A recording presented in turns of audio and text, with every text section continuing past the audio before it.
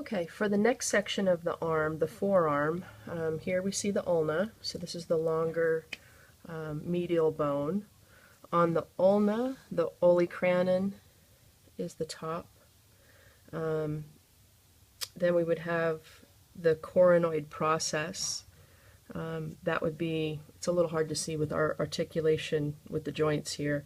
It's on the top front, just below the olecranon in the middle. And we have a difficult time because ours is pinned actually through what that would be.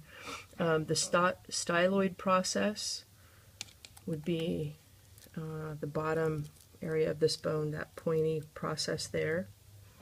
Okay, the radius is this bone here. It's the shorter of the two. The head, of course, is at the top.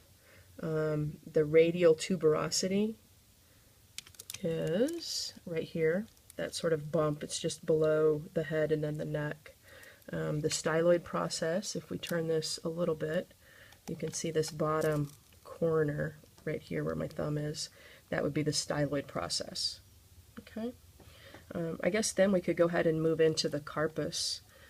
So for the carpus, we have the first row, and here we would have the, if I can remember it, scapoid, lunate, triquetral, and pisiform.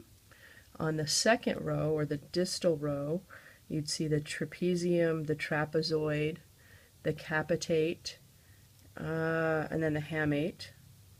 Okay. The question that was next on the list was which bones form the wrist joint with what forearm bone.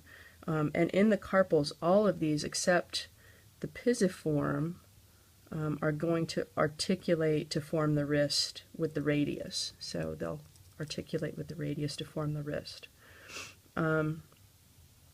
For the thumb, or the pollex, the joint that forms with the pollex to form the thumb joint is the first metacarpal, this first metacarpal here, and then the trapezium, form the joint. Okay, so the metacarpals then are these bones here, 1, 2, 3, 4, and 5. Okay, so there's our metacarpals. And then in each of the thumb and the fingers, we see 3 phalangeal bones. So 1, 2, and 3 out towards the end.